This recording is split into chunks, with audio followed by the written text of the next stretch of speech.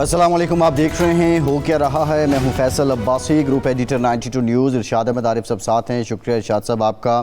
United nation general assembly کا 80واں اجلاس new York میں شروع ہو چکا ہے۔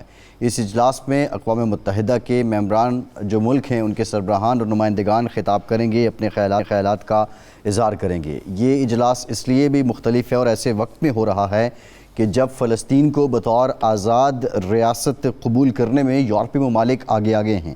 اب جو حالیہ ڈیولپمنٹ ہے اس میں مالٹا، لیگزمبرگ، بیلجیم، برطانیہ، فرانس اور دیگر ممالک نے، آسٹریلیا نے بھی definitely common wealth country, Australia نے بھی فلسطین کو بطور آزاد ریاست قبول کیا ہے۔ اب بظاہر تو یہ لگتا ہے کہ یورپی ممالک اور برطانیہ کی طرف سے بھی جو امریکی اور اسرائیلی پالیسی رہی ہے یہ اس کی مخالفت ہے، لیکن اس سارے معاملے میں جو انتہائی اہم نقطہ ہے کہ اب اگر دو ریاستی حل کی طرف اقوام متحدہ اور دنیا جاتی ہے تو اس کے ٹی او آرز کیا ہوں گے، اس کے ریفرنسز کیا ہوں گے، اور اس میں بالخصوص جو مسلم کنٹریز ہیں اور عرب کنٹریز ہیں ان کا کردار کیا ہوگا۔ یہ ایک بنیادی نقطہ ہے، آج کے پروگرام میں ہم اس پر بات کریں گے۔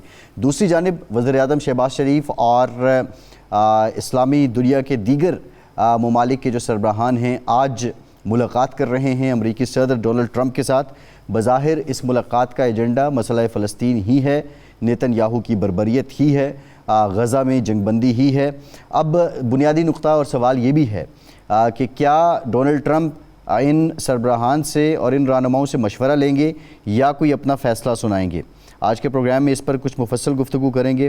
آج سعودی عرب کا قومی دن بھی ہے، 95واں قومی دن ہے۔ پاکستان کی طرف سے، پاکستان کے عوام کی طرف سے ہم ان کو مبارکباد پیش کرتے ہیں، اور ایک بنیادی نقطہ سعودی عرب کا جو دفاعی اشتراک ہے اس پر بھی آج کے پروگرام میں ڈسکشن کریں گے۔ پاکستان کے حالات کی بات کریں تو عالمی بینک کی ایک رپورٹ آئی ہے۔ اس رپورٹ کے مطابق پچھلے 3 سالوں میں جو بے روزگاری ہے اس میں 3% اضافہ ہوا ہے، غربت میں 7% تک اضافہ ہوا ہے، غربت 7% تک بڑھ گئی ہے۔ یہ غربت جو 2001 سے 2018-19 تک بتدریج کم ہوئی تھی، لیکن پچھلے چند سالوں میں اس نے پھر سے بڑھنا شروع کر لیا ہے۔ اس کی وجوہات کیا بیان کی ہیں عالمی بینک نے، آج کے پروگرام میں اس پر بات کریں گے۔ ہمیں سابق سیکرٹری خارجہ اعزاز چودھری صاحب جوائن کر رہے ہیں۔ چودھری صاحب بہت شکریہ آپ کا، آپ کی طرف آئیں گے۔ ارشاد صاحب، یہ فلسطین کو بطور آزاد ریاست جو تسلیم کرنے کا سلسلہ شروع ہو چکا ہے، کل بھی ہم نے اس پہ بڑی ڈیٹیل بات کی تھی، لیکن اب آج جو میٹنگ ہونی ہے بالخصوص وزیر اعظم شہباز شریف اور دیگر جو بڑے ممالک ہیں اسلامک ورلڈ کے، آپ کیا سمجھتے ہیں کہ وہ کنونس کر پائیں گے امریکی صدر ڈونلڈ ٹرمپ کو کہ ان کو اسرائیل سے متعلق اپنی پالیسیز کو ریوزٹ کرنا چاہیے؟ اب سب کنونس کر پائیں یا نہ کر پائیں یہ الگ ایشو ہے۔ یہ امپورٹنٹ بات ہے کہ ٹرمپ نے، امریکہ کے صدر نے یہ ضرورت محسوس کی ہے کہ غزہ کے ایشو پر، فلسطین کے ایشو پر، اسرائیل کی جو بربریت ہے، نسل کشی کی کوششیں ہیں، اس پر مسلم ورلڈ سے مشورہ کرے، مکالمہ کرے۔ اس کو مشورہ نہ صحیح، مکالمہ آپ کہہ سکتے ہیں۔ پاکستان ہے، ترکی ہے، سعودی عرب ہے، مصر ہے اور ممالک ہیں۔ اب یہ جو ہمارے لیڈران کرام مل رہے ہیں، ان کی تو ظاہر ہے بہترین کوشش یہی ہوگی کہ وہ قائل کریں کہ آپ نہ صرف یہ نسل کشی رکوائیں بلکہ گریٹر اسرائیل کے جو تصورات ہیں یا خیالات ہیں یا خواہشات ہیں ان کو بھی روکیں، اور فلسطین، آزاد فلسطین ریاست کے کو یقینی بنائیں، اس کے قیام کو، 2 ریاستی حل کو۔ دیکھتے ہیں کہ ڈونلڈ ٹرمپ اب بھی صرف نیتن یاہو کے مانتے ہیں یا اس میں وزیر اعظم شہباز شریف صاحب ہیں، انڈونیشیا کے صدر ہیں اور لوگ ہیں، ان کی بات سنتے ہیں اور معقولیت سے مانتے ہیں۔ لیکن اس کے بارے میں میرا خیال ہے اعزاز چودھری صاحب ہماری بہتر رہنمائی کر سکتے ہیں۔ ان کا وسیع تجربہ ہے سفارتکاری کا، اور امریکی مزاج کو بھی سمجھتے ہیں چونکہ وہ امریکہ میں رہ چکے ہیں، سفارتکار کے طور پر خدمات انجام دے چکے ہیں۔ تو چودھری صاحب آپ کا کیا رائے ہے کہ یہ مشاورت ہوگی، یہ مکالمہ ہوگا، یا ٹرمپ صاحب اپنی سنائیں گے اور پھر اس کے بعد وہیں کا وہیں معاملہ رہے گا، پرنالہ وہیں رہے گا جہاں پہلے سے تھا؟ یہ جو تیسری آپ نے آپشن بتائی ہے یہی ہے۔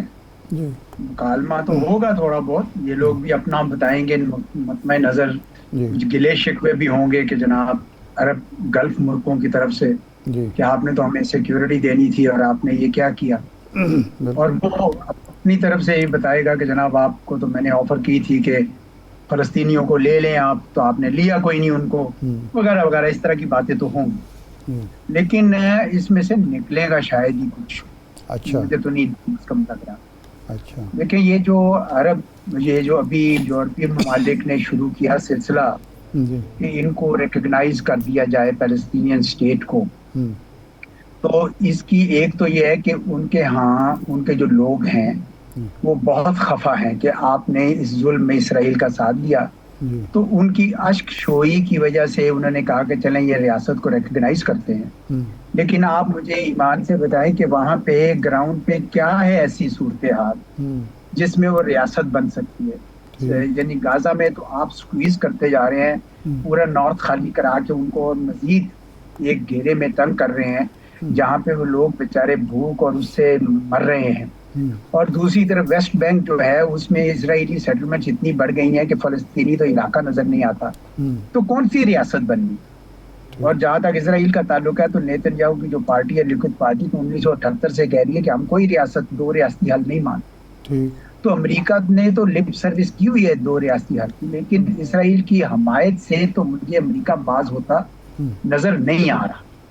اس وجہ سے میں ان تمام وجوہات کی وجہ سے میں کوئی اتنا زیادہ امیدوار نہیں ہوں کہ اس ملاقات سے کوئی بہت بڑا نتیجہ برآمد ہوگا. یہ صرف انہوں نے اس لیے کیا کہ ان کو اندازہ ہوا کہ یہ لوگ خفا ہو گئے ہیں اور یہ اپنے سیکیورٹی امبریلا کو نہیں نکالنے کی کوشش کر رہے ہیں. ان کو تھوڑا پرسویٹ کیا جائے، تھوڑا ان کے سامنے گاجر پھینکی جائے کہ نہیں دیکھیں امریکہ آپ کے ساتھ ہے. یہ اس طرف تک جا رہا ہے. اچھا اعجاز صاحب، یہ مجھے کو بہت زیادہ اس سے زیادہ آپ یہ کہہ رہے ہیں کہ یہ ایک ڈپلومیسی ہے، لیکن کویسچن از دیٹ اس ڈپلومیسی میں ایک یہ بھی بات ڈسکس ہو رہی ہے کہ اب اگر امریکہ یا پریزیڈنٹ ٹرمپ یہ برڈن شفٹ کر دیتے ہیں اسلامک کنٹریز پہ کہ آپ اس ریاست کو یا فلسطین کو ری بلڈ کریں، تو کیا مسلم کنٹریز اور بالخصوص گلف کنٹریز اس پوزیشن میں ہیں وہ وہاں کا اخراجات اٹھائیں گے اور کوئی ایسی ریزرو فورس بن سکتی ہے جو وہاں لا اینڈ آرڈر دیکھے گی، یا یہ بھی ہوتا نظر نہیں آ رہا؟ دیکھیں یہ تو ہو سکتا ہے اگر وہاں پہ کوئی عملاً کوئی ریاست ہو. دیکھیں نا آپ نے گلف جو غزہ کے علاقے میں 2006 سے حماس کی حکومت تھی، اب حماس جو ہے اس کو انہوں نے کہا ہے کہ یہ اس کو ہم کسی صورت بھی پسند نہیں کرتے ہیں، اور میرا خیال ہے باقی عرب ممالک بھی نہیں چاہتے ہیں کہ حماس وہاں پہ رہے.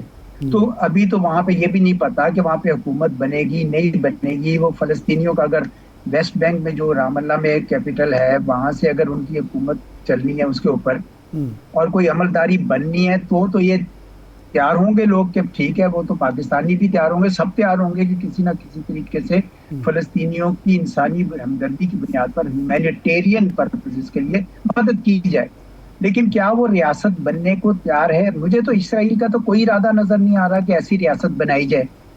امریکہ جو ہے اس نے ایک ایمبیویلنس رکھی ہوئی ہے، کوئی پتہ نہیں چلتا کہ وہ کس طرف ہے. انہوں نے ابھی تک تو 2 اسٹیٹ سولوشن مانا تھا، لیکن آپ نے عملاً دیکھا کہ وہ تو سیز فائر بھی نہیں ہونے دے رہے.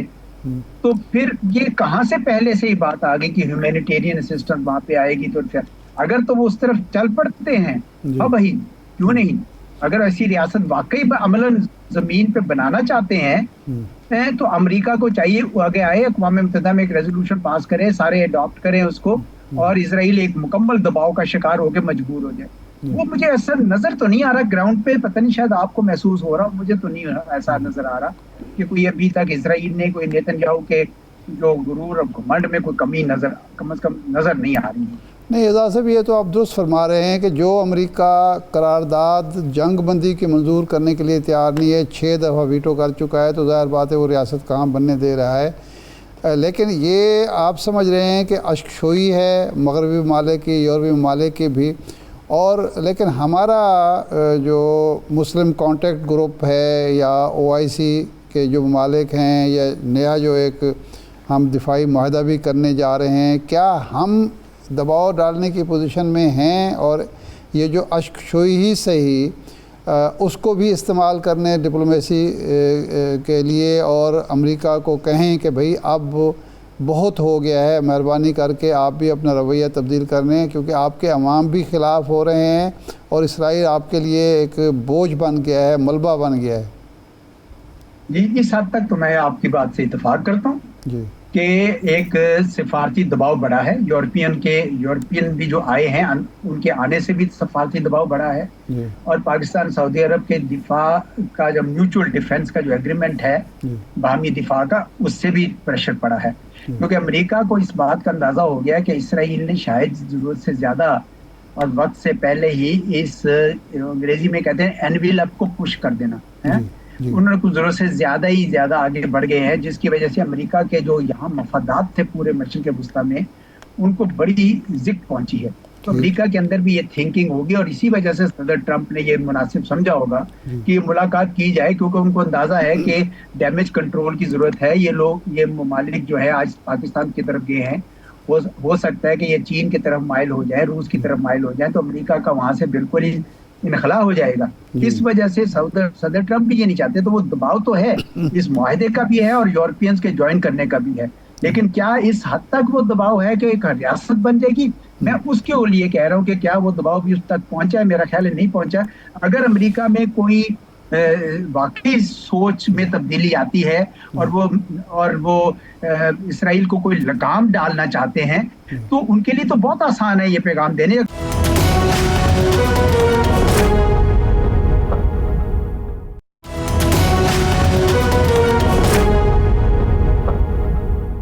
صاحب ابھی جو UNGA سے ڈونلڈ ٹرمپ کی سپیچ ہے اس میں وہ کہہ رہے ہیں کہ ہم نے جو ہے وہ دنیا میں امن کو فروغ دیا، یہ جو سلوگن ہے امن کا، کیا آپ سمجھتے ہیں کہ ابھی تک پیپلز آف دی ورلڈ وہ ڈونلڈ ٹرمپ کی بات کو سیریس لے رہے ہیں، ان کو واقعتاً امن کا علمبردار سمجھ رہے ہیں، یا دوسری جانب اسرائیل کے ساتھ جو ان کے معاملات ہیں وہ ان کو ایکسپوز کر رہے ہیں، اور اگر ایسا ہے تو پھر ان باتوں کا مقصد کیا ہے پریزیڈنٹ ٹرمپ کی طرف سے؟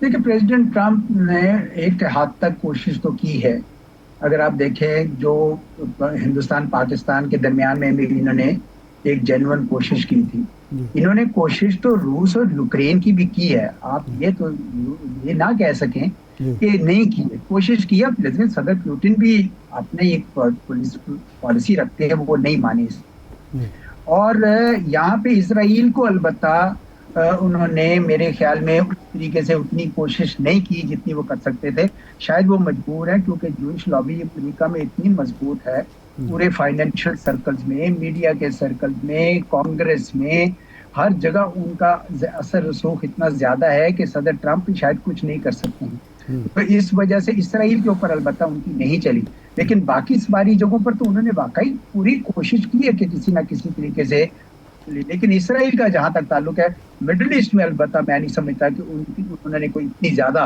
کامیابی سے اس کو چلایا ہے، ایران پہ خود حملے میں شامل ہو گئے، یعنی اسرائیل کو روکتے روکتے خود اس پہ حملے میں شامل ہو گئے، اس لیے میرا خیال میں یہ بھی زیادہ بہتر کر سکتے تھے، یہاں پہ ان کا کم از کم کردار اتنا نہیں تھا جتنا باقی جگہوں پر ہے۔ اچھا جوزف، ایک مسئلہ جو جنگ بندی کرائی انہوں نے کریڈٹ لے رہے ہیں بار بار، بلکہ ہم نے ان کو نوبل پرائز کے لیے بھی نامزد کر دیا، کیا جب ملاقات ہوتی ہے ہمارے وزیر اعظم سے ٹرمپ صاحب کی، تو کیا ہم اس پوزیشن میں ہیں کہ ٹرمپ سے کہیں کہ آپ نے مسئلہ کشمیر حل کرانے کا یا مذاکرات کی میز ایجنڈے پر لانے کا جو وعدہ کیا تھا اس کی تکمیل کے لیے آپ ابھی تک کچھ نہیں کر پائے؟ کیا وہ بھارت کو یہ کہنے کی پوزیشن میں ہیں یا کہیں گے کہ بھئی اب جنگ بندی کتنا عرصہ چلے گی، کل کو کوئی واقعہ ہو سکتا ہے تو آپ مذاکرات کی میز پر بیٹھیں، مسئلہ کشمیر ایجنڈے پر لائیں؟ تو یہ بھی ہوگا ہمارے اور ان کے درمیان مذاکرات کا ایشو؟ دیکھیں، میں سمجھتا ہوں کہ وزیر اعظم ہمارے شاید مسئلہ تو اٹھا لیں، لیکن ڈونلڈ ٹرمپ صاحب کو اس بات کا بخوبی اندازہ ہے، اور ایک بار پہلے وہ کہہ چکے ہیں یہ بات کہ بھئی میں کرنے کو تیار ہوں اگر ہندوستان تیار، تو آپ کو تو پتہ ہے کہ ہندوستان نے اس حد تک بھی بات نہیں مانی کہ یہ صلح تو نہیں، جنگ بندی جو کرائی وہ بھی انہوں نے کرائی، وہ تو یہ بات بھی ماننے کو تیار نہیں ہے، چہ جائے کہ کشمیر کے اوپر وہ تصفیہ میں کریں، تو میرا نہیں خیال کہ ڈونلڈ ٹرمپ صاحب جو ہے یہ کام کر سکیں گے۔ یاد رکھیے کہ باوجود اس کے کہ وہ اس وقت خفگی ہے ہندوستان سے، وہ امریکہ کے جو زیادہ مفادات ہیں وہ ہندوستان کے ساتھ ملتے ہیں، اس لیے وہ کبھی بھی اس حد تک نہیں جائیں گے کہ ان کی مرضی کے بغیر یہ جو ہے نا इतना बड़ा मसला जो है उसकी मीडिएशन के लिए पड़ जाए जब हिंदुस्तान उसमें शामिल ना हो रहा हो। तो मुझे तो ऐसा प्रैक्टिकली होता नजर नहीं आ रहा। जिस चीज ने अलबत्ता हिंदुस्तान को अभी तक रोका हुआ है वो सिर्फ दो वजूहात है। एक तो ये है कि मई में पाकिस्तान ने ये कर दिखाया कि हम दिफा करना जानते हैं, और दूसरा ये सऊदी अरब के साथ का हुआ है, इसने हमें एक डिटेरेंस दी है। ठीक है जी, ये सऊदी अरब को भी डिटेरेंस दी है इसराइल के खिलाफ, और हमें डिटेरेंस दी है हिंदुस्तान के खिलाफ। हिंदुस्तान 10 बार सोचेगा कि अब पहले तो चीन सिर्फ इनके साथ था और तुर्की इनके साथ था, अब सऊदी अरब भी इनके साथ आ गया है, ये हो क्या रहा है। तो चुनाचे अब मेरे ख्याल में वो किसी ने मेरे हवाले से खबर चला दी कि जी हमला कर देगा पाकिस्तान के ऊपर अक्टूबर में। मेरा ये ख्याल है कि अब इसके बाद तो मेरे ख्याल में हिंदुस्तान की शायद जरूरत ना हो। मैंने सिर्फ ये कहा था कि कहीं ना कहीं कोई शरारत छोटी मोटी वो करेगा, लेकिन बिहार में इलेक्शन के हवाले से वो हल्का फुल्का लफ्ज मैंने बोला था, वो कुछ शरारत कर सकते हैं। लेकिन मेरा ख्याल है कि अब इस मुआहदे के बाद पाकिस्तान की डिटेरेंस में ज्यादा मजबूती आई है। अच्छा, इस मुआहदे के नतीजे में हम क्या मुआशी मुफाद और तजारती और इक़्तिसादी मफादात हासिल कर सकते हैं? एक अरब वर्ल्ड जो है उसका रुख पाकिस्तान की तरफ हुआ है, पहले उनका झुकाव इक़्तिसादी हवाले से इंडिया की तरफ था, तो इस मुआहदे को हम अपनी तरक्की के लिए, खुशहाली के लिए, तजारत के लिए, इक़्तिसादियात के लिए भी इस्तेमाल कर सकते हैं, और करने की हमारे अंदर कितनी कैपेसिटी है? जी बिल्कुल कर सकते हैं। एक रास्ता खुला है, बहुत बड़ा रास्ता खुला है, और हम अगर चाहें और अक्लमंदी से चलें तो ये यकीनन ये तमाम जो मैदान आपने बताए हैं इनमें पाकिस्तान काम कर सकता है। दूसरी जो आपने बात की कि क्या हमारे अंदर कैपेसिटी है, वो मुझे कैपेसिटी तो नजर नहीं आती, लेकिन कैपेसिटी पैदा करनी पड़ेगी, हमें करनी चाहिए। हमारा जो ब्यूरोक्रेटिक स्ट्रक्चर है बदकिस्मती से वो जनरलाइज्ड एक्सपर्टीज पे है, वो स्पेशल एक्सपर्टीज पे नहीं है। हमें अभी स्पेशल एक्सपर्ट्स चाहिए जो फिजिबिलिटीज बना सके। मिसाल के तौर पर सऊदी अरब पिछले मेरा ख्याल 10, 12, 15 साल से ये कह रहे हैं कि हम आपको एक यहाँ पे लगा देंगे रिफाइनरी, उसके लिए फिजिबिलिटी चाहिए, उसके लिए प्री फिजिबिलिटी चाहिए। तो ये चीजें कौन बनाएगा? ये जर्नलिस्ट तो नहीं बना सकता, कोई ब्यूरोक्रेट तो नहीं बना सकता, एक्सपर्ट्स चाहिए। तो हमें अब थोड़ा संजीदगी से अपनी कैपेसिटी बढ़ानी चाहिए, और हमें ये काम जो है ना ताकि कल को जब इनके साथ कोई नेगोशिएट करें, वो वसाइल जब आ रहे हों तो फिर हमें पता हो कि हमने कैसे इस्तेमाल करने हैं। हमारी नेगोशिएटिंग कैपेसिटी भी शाह साहब बहुत कमजोर है। नेगोशिएटिंग कैपेसिटी से मुराद ये है कि आपने जितने भी अभी तक एग्रीमेंट किए हैं, वो चाहे डेकोडेक हो, चाहे कारके हो, चाहे एफटीए हो, कोई बहुत अच्छा नहीं किया। हमें उसके लिए भी अपनी कैपेसिटी को बिल्ड करना चाहिए, ताकि कल को जब ये वसाइल आए सऊदी अरब के तो हम बेहतर तौर पे अपने। अच्छा चौधरी साहब, ये आपकी दुरुस्त बात है। अभी ये फ्लड है, लेकिन कोई ऐसी खबर हमने नहीं देखी कि इसके लिए क्लाइमेट फाइनेंसिंग के लिए कोई प्रोफाइलिंग हुई हो, तो ये तो हमारी कोताहियाँ अपनी जगह हैं। बुनियादी सवाल अब ये भी है कि प्राइम मिनिस्टर पाकिस्तान, आप क्या समझते हैं कि UNGA में जो उनकी स्पीच है उसका कंटेंट क्या होगा? पाकिस्तान का मोराल, पाकिस्तान का मोमेंटम डिप्लोमेटिकली, दिफाई एतबार से बहुत दहाइयों के बाद अब की बार किसी वज़ीर-ए-आज़म को ये मिला है, बहुत सालों के बाद मिला है, तो आप क्या समझते हैं कि क्या बात करनी चाहिए वज़ीर-ए-आज़म पाकिस्तान को? आपकी बात सही है कि इस दफा पाकिस्तान की आवाज में कई गुना ज्यादा वजन है, इसलिए मेरे ख्याल में पाकिस्तान जो है वो अपनी तमाम जो हमारी असूली खारजा पॉलिसी के असूल पे मबनी जो हमारी पॉलिसी है उसका इयादा किया जाएगा। क्या इयादा? ये है कि हम तमाम मुल्कों के से अच्छे ताल्लुकात चाहते हैं, हम चीन के साथ भी अपने इक्तिसादी ताल्लुकात बढ़ाएंगे, हम अमेरिका के साथ भी अपने ताल्लुकात को बढ़ाना चाहते हैं, हम अमन की खातिर काम करना चाहते हैं, हम इसराइल की जो जुल्म है वो हम बिल्कुल उसको रोकना चाहते हैं या उनको मना करना चाहते हैं। हम इस हिंदुस्तान को ये वाज़ेह पैगाम देना चाहते हैं कि वो अगर जारियत करेगा तो हम अपना मुकम्मल दिफा करेंगे, हम कश्मीरियों के हकूक़ की बात करेंगे, हम फ़लस्तीनियों के हकूक़ की बात करेंगे। ये सारी जो असूलों पर मबनी हमारी खारजा पॉलिसी है, जिस पे अल्हम्दुलिल्लाह हमने पहले भी कभी कंप्रोमाइज़ नहीं किया, तो ये उसका इयादा करने का वक्त होगा। लेकिन इस दफ़ा अंग्रेजी में जैसे कहते हैं, it will fall on more sympathetic years, इस दफ़ा ज़्यादा लोग उसको ध्यान से सुनेंगे। अल्हम्दुलिल्लाह पाकिस्तान का ग्राफ इस दफ़ा बहुत बेहतर है। जी जोसेफ, 60s के पाकिस्तान और अमेरिका के ताल्लुकात, फिर 80s के ताल्लुकात वो मिसाली समझे जाते हैं। क्या अब हम इस पोजीशन में हैं कि एक मिसाली ताल्लुकात का एहया हो اور بھارت اسی پوزیشن پہ واپس چلا جائے جہاں 80s میں یا 60s میں بھارت تھا اور پاکستان تھا امریکہ کے حوالے سے؟ نہیں، اس کو بہت پلوں کے نیچے سے بہت پانی بہہ گیا ہے جی. دیکھیں پچھلے 25-30 سال سے ہندوستان نے 6% گروتھ کیا. اب ان کا اکنامک پروفائل 1960 کی دہائی سے بہت بہتر ہے. اس کی وجہ یہ کہ اس وقت نہرووین ٹارک انورڈ لوکنگ ان کی پالیسیز تھی. اب وہ اکنامک لبرلائزیشن کے دور سے پچھلے 25-30 سال سے گزرے ہیں، اس لیے اب تو ان کا اکنامک وزن جو ہے نا، معاشی وزن زیادہ ہے. اور دوسرا، اس وقت یاد رکھیے کہ پاکستان کا جو معاشی ترقی کا عمل تھا وہ بہت تیز تھا. اب پھر ہم نے وقت کے ساتھ اس میں کچھ کمی آئی ہے. تو پاکستان کو ابھی بہت کچھ اور کرنا ہے. یہ ایک بڑی زبردست آپ کو ایک ونڈو ملی ہے، بڑی زبردست، جس میں چین، امریکہ، ترکی، سعودی عرب، UAE سارے کے سارے آپ کے ساتھ تعلقات بنانا چاہ رہے ہیں، انڈونیشیا، ملیشیا. یہ ایک ایسا موقع ہے کہ اگر آپ واقعی اس کو صحیح طریقے سے استعمال کرنا چاہیں تو you will have to put your house in order. کیا مطلب ہے اس کا؟ مطلب یہ ہے کہ اپنے سیاسی استحکام لے کر آئیے، معاشی استحکام لے کر آئیے، ایز آف ڈوئنگ بزنس کیجیے، انڈسٹری کو پھلنے پھولنے دیجیے، پاکستان کو طاقتور اور توانا بنائے معاشی لحاظ سے، اور سیاسی طور پر استحکام دیں اس کو. تو آپ دیکھیں کہ پاکستان کو کوئی نہیں روکے گا. یہ 60 والی دہائی سے کے مقام پر بھی پہنچے گا، بلکہ شاید اس سے آگے بھی چلا جائے. جی ٹھیک، بہت شکریہ اعزاز چوئی صاحب کا، آپ ہمارے ساتھ موجود تھے. ایک بریک کے بعد واپس آئیں گے، ہمارے ساتھ رہیے.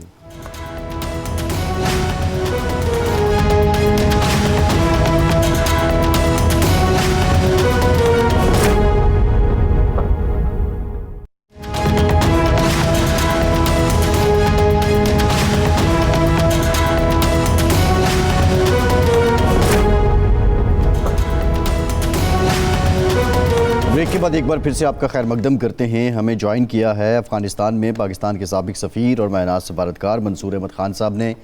منصور صاحب بہت شکریہ آپ کے وقت کا. منصور صاحب، بگرام ایئر بیس سے متعلق جو پریزیڈنٹ ٹرمپ کی سٹیٹمنٹ ہے کہ وہ اس کو واپس لینا چاہتے ہیں، ایک ریئیکشن جو ہے وہ بری حکومت جو طالبان کی ہے ان کا بھی آیا ہے.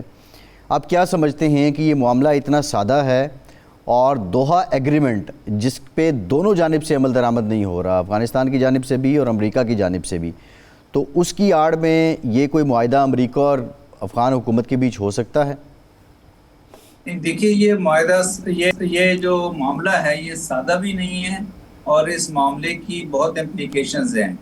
دوحہ ایگریمنٹ، پیس ایگریمنٹ جو ہے اس کے تحت ودرال ہوا تھا، لیکن دوحہ پیس ایگریمنٹ سائن ہونے کے بعد اور دوحہ پیس ایگریمنٹ جب تک امپلیمنٹ ہوا اس وقت ہی سے اس میں امپلیمنٹیشن کے جو معاملات میں ڈفرینسز ہیں دونوں سائڈ میں وہ سامنے آ گئے تھے.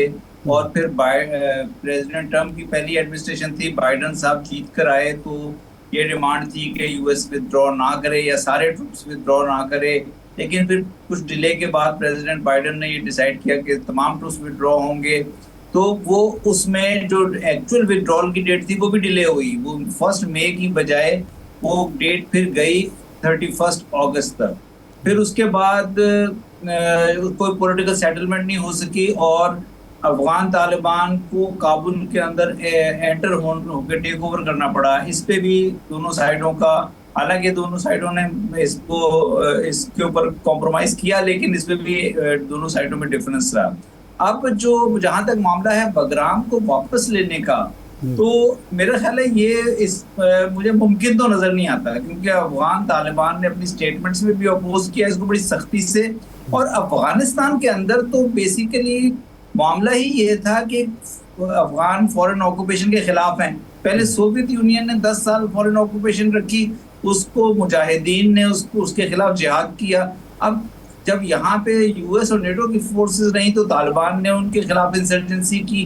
تو اب کس طرح یہ ممکن ہے کہ دوبارہ سے بگرام میں کسی بھی غیر ملکی طاقت کو، US کو یا کسی بھی ملک کے فوجیوں کو لا کے بٹھایا جائے؟ تو یہ ممکن نہیں ہے. لیکن اس کی امپلیکیشنز یہ ہوں گی کہ اب US اور طالبان ایڈمنسٹریشن جو ہے یا افغانستان کی جو حکومت ہے اس کے درمیان اختلافات بڑھ جائیں گے. پہلے ہی افغانستان انڈر سینکشنز ہے. افغان طالبان کے لیڈروں پر ہم نے دیکھا ہے کہ آنے جانے پر اب پابندیاں سخت ہو رہی ہیں US کی طرف سے.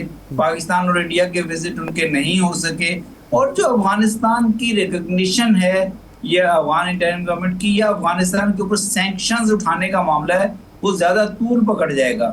اور پھر مجھے تو یہ خدشہ ہے کہ یہ جو ہمارا بارڈر ریجن ہے پاکستان افغانستان بارڈر ریجن, یہاں کسی قسم کی نئی جنگ کا آغاز نہ ہو جائے, نئی کاؤنٹر ٹیررزم وار کا آغاز نہ ہو جائے, نئی ڈرون وار کا آغاز نہ ہو جائے. تو میں تو اس سے مطلب مجھے کافی اس پہ تشویش ہے کہ یہ جو ہے نا حالات کئی صحیح چیزوں کی غمازی نہیں کرتے. یو ایس اور چین کے درمیان جو ایک سرد جنگ کا سا سلسلہ شروع ہو رہا ہے وہ یا ٹینشنز یا رائیولری زور پکڑ رہی ہے, تو وہ اس میں افغانستان ہمیشہ سے ایک پراکسی بیٹل تھیٹر رہا ہے. تو وہ دوبارہ سے اگر اس طرف چیزیں جاتی ہیں تو ہمارے بالکل نیبرہڈ میں ہماری اپنی سلامتی کو یہ کافی حد تک متاثر کرے گا.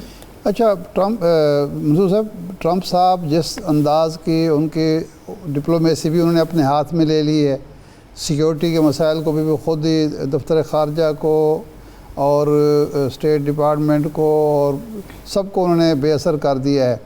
ایسی صورت میں آپ سمجھتے ہیں کہ یہ موو اگر ہے تو ظاہر بات ہے آپ جس طرح کہہ رہے ہیں اتفاق کرتے ہیں کہ یہ ممکن نہیں ہے, کیا وہ کسی نئی جنگ کی طرف جانا چاہیں گے یا یہ صرف پریشر ٹیکٹکس ہیں اور کچھ اور چیزیں وہ افغان طالبان سے منوانا چاہتے ہیں؟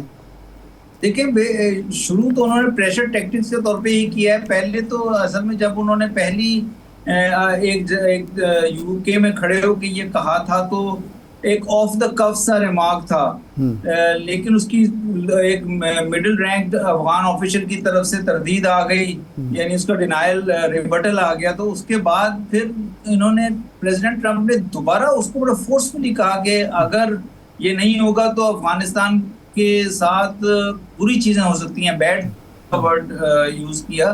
تو اس کا مطلب ہے کہ وہ کچھ نہ کچھ میسیجنگ تو کر رہے ہیں, اور وہ میسیجنگ جو آپ کہہ رہے ہیں دونوں طرح سے ہی ہو سکتی ہے کہ ایک تو افغانستان کے اوپر پریشر ڈالنا, پھر اگر ڈائریکٹ جنگ نہ بھی ہو افغانستان کے اوپر فوج کشی نہ بھی ہو تو مختلف طریقے سے ہمارے بارڈر ریجن جو ہے وہ ایک جنگ کا یا کاؤنٹر ٹیررزم وار کا بیٹل تھیٹر رہا ہے فار سیورل ڈیکیڈز, کئی دہائیاں ہو گئی ہیں. تو اب یہاں پہ بجائے اس کے کہ ہم کسی طرح سے اس بارڈر کو امن کی طرف لے کے جاتے, بارڈر کو بھی اور افغانستان کو بھی, ہم اگر اس قسم کی بیٹل شروع ہو گئی تو وہ ایک بہت نقصان دہ ہوگی. ٹینشنز جو ہے اس بارڈر ریجن میں آ جائیں گی, تو پاکستان کو بھی پھر پریشر ڈالیں گے, یو ایس پریشر ڈالے گا کہ وہ اس قسم کی اگر کوئی رسا کشی ہوتی ہے Afghan administration Afghan interim government کے ساتھ تو پاکستان کو کہیں گے کہ پہلے ہی پاکستان کے اور افغانستان کے تعلقات کافی کشیدہ ہیں, تو پاکستان پہ بھی پریشر بڑھے گا. چائنا کو بھی وہ اس طرح سے اننرو کرنے کی کوشش کر رہے ہیں. تو میرا خیال ہے کہ یہ منصور صاحب جو آج پریزیڈنٹ ٹرمپ نے خطاب کیا ہے اس میں انہوں نے یہ کہا کہ یوکرین جنگ کے سب سے بڑے سہولت کار بھارت ہیں. اب یا شاید وہ اس کنٹیکس میں بات کر رہے ہیں کہ بھارت سب سے زیادہ روس سے آئل خریدتا ہے, یہ بھی ایک بنیادی بات ہو سکتی ہے. لیکن اب کیا یہ سمجھا جائے, ابھی تجارتی معاہدے پہ بھارت اور امریکہ کے بیچ بات چیت تو چل رہی ہے, لیکن اب بھارت امریکہ سے ڈسٹینس ہو چکا ہے؟ دیکھیں بھارت میرے خیال ہے ڈسٹینسنگ تو ہوئی ہے. وجہ یہ ہے کہ پہلے یہ لگ رہا تھا کہ وہ پریزیڈنٹ ٹرمپ کافی سخت میسیجنگ کر رہے تھے بھارت کے ساتھ, نریندر مودی کے ساتھ, اور وہ رشیا سے تیل کے خریدنے کے معاملات پر وہ بہت ایمفیسائز کر رہے تھے. لیکن پھر اور ہمارا یہ خیال تھا کہ شاید وہ کچھ انڈیا کے سے ٹریڈ کنسیشنز لینا چاہتے ہیں, ٹیرف کنسیشنز لینا چاہتے ہیں اور ٹریڈ کے معاملات کو طے کرنا چاہتے ہیں. لیکن وہ بہت آگے چلے گئے ہیں اور اب انہوں نے H1B ویزاز کے اوپر بھی ایسے سٹیپس لیے ہیں جو جس سے مودی گورنمنٹ کے لیے بڑی مشکلات بڑھ گئی ہیں. سب سے زیادہ بڑی تعداد میں H1B ویزاز بھارتی شہریوں کو ہی ایشو ہوئے ہیں, بھارتی پروفیشنلز کو ایشو ہوئے ہیں, اور وہاں ایک کرائسس سا پیدا ہو گیا کہ وہاں سے لوگوں کو یا تو نکلنا پڑ رہا ہے یا لوگوں کو اپنے فیوچر کی سمجھ نہیں آ رہی کہ کس طرح کریں گے, اور नरेंद्र मोदी के प्रिंसिपल सेक्रेटरी ने, मैं कहीं पढ़ रहा था, उन्होंने कहा कि भारतीयों को वापस आ जाना चाहिए भारत में और भारत के अंदर काम करें। तो भारत के लिए मुश्किलात बढ़ी हैं। अब इन मुश्किलात के बाद किस तरह ये पैचअप करेंगे, ये इतनी सख्त पोजीशन लेने के बाद रिप्रोचमा किस तरह करेंगे? दिलों में इनके जरूरतें तो ज्यादा बढ़ गई हैं ना, तो ये डिस्टेंसिंग तो हुई है। अब इस डिस्टेंसिंग को किस तरह से, एक तरफ वो स्ट्रेटेजिक पार्टनर्स भी हैं, तो इस डिस्टेंसिंग को किस तरह से वो तय करेंगे, ये मैटर करेगा। लेकिन अभी तक कोई हम आहंगी होती हुई नजर नहीं आ रही उनमें। मंसूर साहब ये फरमाएं कि भारत जो अड़ा हुआ है इस मामले में, यानी उसको पाकिस्तान से मार पड़ गई, सऊदी अरब और अरब कंट्रीज़ उससे फासला कर रहे हैं, पाकिस्तान की तरफ उनका रुख है, चीन के साथ वैसे उनकी राइवलरी है, तो क्या मोदी जो है ये एक पागलपन का शिकार है या कोई कैलकुलेटेड एक मूव है कि वो समझते हैं कि बिल आखिर अमेरिका हमारी तरफ रुजू करेगा और हमें कंसेशन देने पर मजबूर होगा? क्या वजह है कि अभी तक 3-4 माह के दौरान किसी मरहले पर भी भारत ने कोई कमज़ोरी या लचक नहीं दिखाई? देखिए, जिस तरह भारत ने जो ये अटेंड की SCO समिट और ये मैसेज देने की कोशिश की कि ये 7-8 साल बाद वो चीन का दौरा किया, उन्होंने SCO समिट अटेंड की, ये मैसेज देने की कोशिश की कि वो SCO के साथ चीन, रूस और इस रीजन के ममालिक के साथ मिलके चलना चाहते हैं। लेकिन वो मैसेजिंग थी प्रेसिडेंट ट्रंप के लिए, और प्रेसिडेंट की तरफ से कुछ फ्रेंडशिप रिलेटेड या कुछ नरम ट्वीट्स भी आए, उस पर उन्होंने रिस्पॉन्ड किया। लेकिन प्रेसिडेंट ट्रंप की तरफ से जो रवैया सख्त होता जा रहा है, तो अब उनके लिए बहुत सख्त पोजीशन है मोदी के लिए कि मोदी जो है वो एक तरफ वेव पे राइड कर रहे हैं, उनको पाकिस्तान के खिलाफ दुश्मनी उनको इलेक्शंस जिताती है।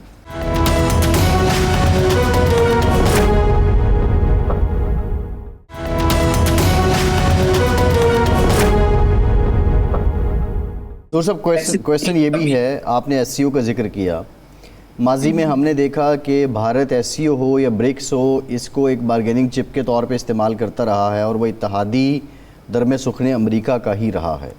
अब जब वो चीन के साथ कुर्बत बढ़ाना चाहता है, जो बायलैटरल सबसे बड़ा इशू है इंडो पाक वो कश्मीर है, तो क्या चीन भारत को कन्विंस करेगा या ये कहेगा या ये मजबूर करेगा कि आप पाकिस्तान के साथ कश्मीर पे बात करें और इसी शर्त पे चीन भारत की कुर्बत होगी? नहीं, देखें, सबसे पहले तो ये कि मोदी जो है या भारत और चीन के दरमियान जो वो उनके साथ जो करीबी ताल्लुकात चाह रहे थे, SCO में जाना जो था वो उन्होंने सिर्फ मैसेजिंग के लिए यूज किया था US साइड के साथ। और जैसे आपने कहा ब्रिक्स के अंदर भी जो उनका रोल है, उसके चंद ही दिन बाद, SCO समिट के चंद ही दिन बाद ब्रिक्स की एक अहम मीटिंग थी, और उस मीटिंग में मोदी ने पार्टिसिपेट नहीं किया था। ऑनलाइन मीटिंग थी, ब्राजील की रिक्वेस्ट पे थी, इमरजेंसी सेशन था टैरिफ्स को डिस्कस करने के लिए, US टैरिफ्स को। उसमें उन्होंने जयशंकर को आगे कर दिया था, क्योंकि ट्रंप की तरफ से ये मैसेजेस आए थे ट्वीट्स के जरिए कि ब्रिक्स जो है वो बहुत बड़ा चैलेंज है यूनाइटेड स्टेट्स के लिए। तो मोदी जब इस किस्म की मैसेजिंग में रहेंगे ना, कि इधर की फोटो ऑप को शो करेंगे और उधर जाके वो US के साथ बेनिफिट्स लेने की कोशिश करेंगे, और इधर SCO के अंदर सिर्फ वो एक स्पॉइलर का रोल प्ले करेंगे, या SCO से मतलब है कि जो इस SCO के ममालिक हैं, पाकिस्तान भी उनमें शामिल है, यहाँ सिर्फ वो स्पॉइलर का रोल प्ले करने की कोशिश करेंगे, ना हमारे साथ बॉर्डर पे बात करना चाहेंगे, ना हमारे साथ वो कश्मीर के अहम मसले पे बात करना चाहेंगे। तो मेरा ख्याल है कि चीन किसी ऐसी रफाकत में इंडिया के साथ जाएगा जिसमें किसी कॉम्प्रिहेंसिव फ्रेमवर्क की बात ना हो, कॉम्प्रिहेंसिव डायलॉग की बात ना हो, और उसमें जब भी वो होगी तो वो उसमें कश्मीर भी डिस्कस होगा और पाकिस्तान इंडिया के दरमियान दीगर मसाइल भी डिस्कस होंगे। और मेरा ख्याल है चीन इन मामलात में बहुत क्लियर है, वो अपने मामलात जो हैं ताइवान से रिलेटेड और दूसरे भी, उनमें भी एक बहुत असूली और बहुत कॉम्प्रिहेंसिव पोजीशन का कायल है। अच्छा मंसूर साहब, ये फरमाएं कि अब कई यूरोपीय ममालिक ने, जिसमें सर फहरिस्त जो है UK है, जिसने ऐलान बालफोर के बाद मुसलसल हौसला अफजाई की फ़लस्तीनियों को निकालने में इसराइल की मदद की, यहूदी बस्तियां बसाने में इसराइल की मदद की, इसराइल को तहफ़्फ़ुज़ फराहम किया, वो भी अब आज़ाद फ़लस्तीनी रियासत को तस्लीम कर रहा है। तो आपके ख़्याल में ये अवाम का दबाव है या इस जेनोसाइड ने 65,000 फ़लस्तीनियों की शहादतों ने यूरोप की क़यादत के ज़मीर झंझोड़े हैं और अब वो इस पर तैयार हो गए हैं कि जी जो होना था हो चुका, अब इसराइल को मज़ीद न बढ़ने दिया जाए और आज़ाद फ़लस्तीन रियासत के क़याम से ही ये मसला हल हो सकता है। आप इसको कितना सीरियस देखते हैं? मेरा ख्याल है कि जो फ़लस्तीनियों के ऊपर जो जुल्म हुआ है, बर्बरियत की है इसराइल ने, जो वहाँ से मनाजिर आए हैं, उससे जो राय आमा हमवार हुई है तमाम दुनिया में और इन ममालिक में भी, हम यूरोपियन ममालिक में, यूके में, फ्रांस में, जर्मनी में देखते हैं, उस राय आमा ने बहुत रोल प्ले किया है इन हुकूमतों को अपनी पोजीशन बदलने के लिए। लेकिन इसमें अभी ये बहुत अच्छी बात है कि इन तमाम ममालिक ने मिलकर अब 150 से ज़्यादा तादाद हो चुकी है अक़वाम मुत्तहिदा के ममालिक जो फ़लस्तीन को रिकग्नाइज कर चुके हैं।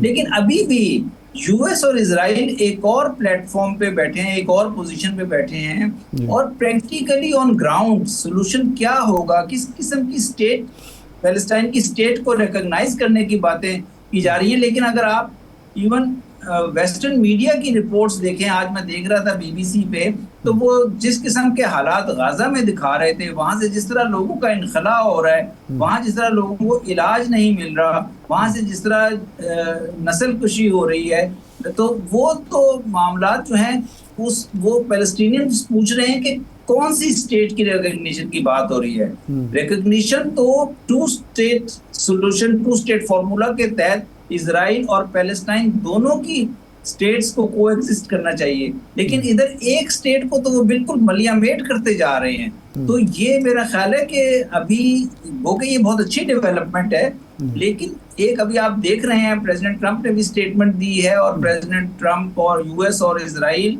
अभी तक, यूएस ने तो बल्कि आज गालिबन मैं कहीं पढ़ रहा था, उन्होंने उन कंट्रीज से नाराजगी का इजहार किया है जिन्होंने रिकॉग्नाइज कर लिया है अभी। नहीं मंसूर साहब, अभी थोड़ी देर पहले प्रेसिडेंट ट्रंप ने जो खिताब किया है जनरल असम्बली से, उसमें कहा है कि ये आज़ाद फ़लस्तीनी रियासत तस्लीम करना हमास के लिए एक तोहफ़ा है।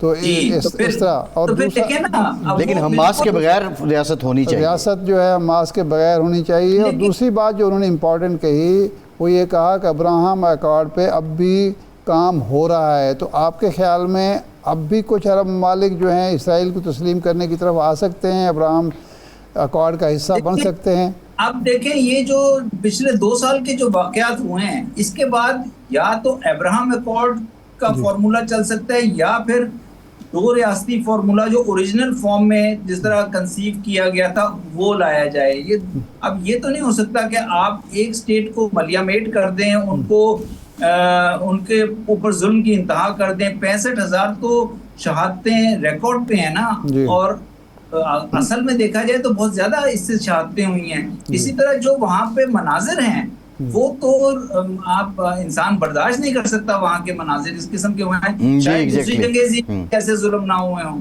ये बताइए कि प्रेसिडेंट ट्रंप कहते हैं कि ये अक़वाम मुत्तहिदा तो अपना टेलीप्रॉम्प्टर ठीक नहीं कर सकती, मुझे तो समझ ही नहीं आती ये बनाई किस लिए, इसने आज तक किया क्या है। दूसरी जानिब हमने एससीओ में देखा कि यूएन के को बहुत इंडोर्स किया गया था। ये क्या मैसेजिंग है कि यूएन को आप हिंट कर रहे हैं, या यूएन ने जो कंडेमनेशन की हैं या इजराइल और अमेरिका की गज़ा में होने वाली बर्बरियत पे उस तरह हिमायत नहीं की जिस तरह माजी में तसल्लुत होता था इन ममालिक का यूएन पे? ये वजह या कोई और है? देखिए, बेसिक वजह जो है वो इसकी ये है कि दुनिया में जो तब्दीलियां आ रही हैं और तब्दीलियां आई हैं गुज़िश्ता 3-4 दहाइयों में, ख़ास तौर पे सोवियत यूनियन की डिसइंटीग्रेशन के बाद से, तो उस वक्त इन 3-4 दहाइयों में दुनिया रही है बिल्कुल यूनिपोलर। और अमेरिकन जो हैं, यूएस की जो स्ट्रेटजीज थी उनको दुनिया ने एक्सेप्ट किया। जब 2001 में यूएस ने इन्वेजन की अफगानिस्तान में आए तो यूएन सिक्योरिटी काउंसिल में, यूएन में तमाम पावर्स ने सपोर्ट किया, क्योंकि वो 9/11 के बाद की बात है। लेकिन इस वक्त जो है मौजूदा दुनिया जो है ये एक मल्टीपोलर वर्ल्ड की तरफ आ चुकी है। इस वक्त ताकत के और मरकज और महवर भी हैं, جس میں چائنا ہے، رشیا ہے اور دوسرے ریجنز بھی جو ہیں وہ اپنی اپنی انڈیپینڈنٹ پالیسیز جس حد تک لے سکتے ہیں وہ لینے کی کوشش کر رہے ہیں.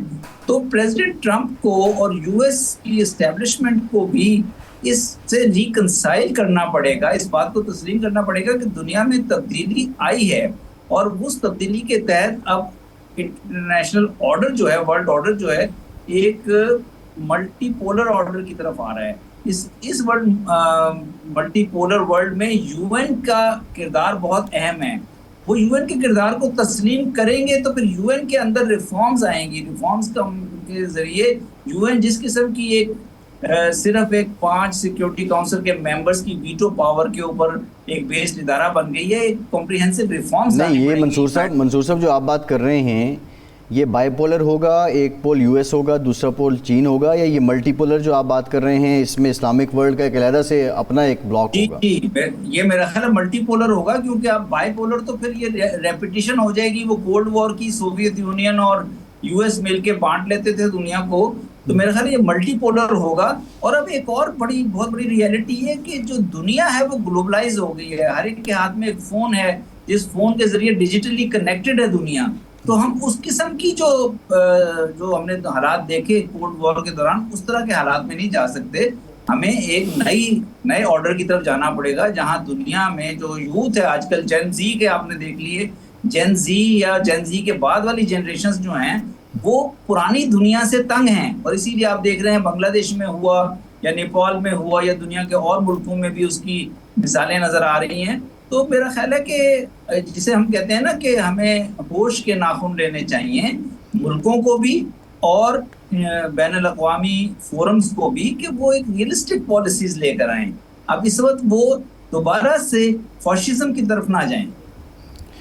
اچھا یہ فرمائیں کہ افغانستان اور پاکستان کے درمیان اس وقت حالات بگاڑ کا شکار ہیں، اس میں افغان حکومت کی کمزوریاں بھی ہیں، کچھ جان بوجھ کے ان گروپوں کی حوصلہ افزائی یا پشت پناہی ہے جو پاکستان کے خلاف ہیں. تو اس بگاڑ کو سدھارا کس طرح جا سکتا ہے، یا کیا اس بگاڑ کو انڈیا اور امریکہ مل کر مزید بڑھائیں گے، ہمارے لیے مشکلات کا باعث ہوگا؟ یہ ارشاد عارف صاحب دیکھیں 2021 جو تھا نا ایک بڑا ڈیفائننگ مومنٹ تھا. جب یو ایس اور نیٹو کی فوجیں یہاں سے نکل گئی تھی تو تو افغانستان میں بہت عرصے کے بعد کوئی بیرونی طاقت موجود نہیں تھی. پاکستان کے اپنے خدشات ضرور موجود تھے، جس میں تحریک طالبان پاکستان اور اس طرح کے گروپوں کو وہاں پذیرائی مل رہی تھی، لیکن حل اس چیز کا تھا اور اب بھی ہے، وہ یہ ہے کہ آپ بیٹھیں افغان حکومت کے ساتھ، پاکستان اور افغانستان، اسلام آباد اور کابل بیٹھ کر تمام معاملات کا حل نکالیں، اور تمام معاملات کا حل نکل سکتا ہے.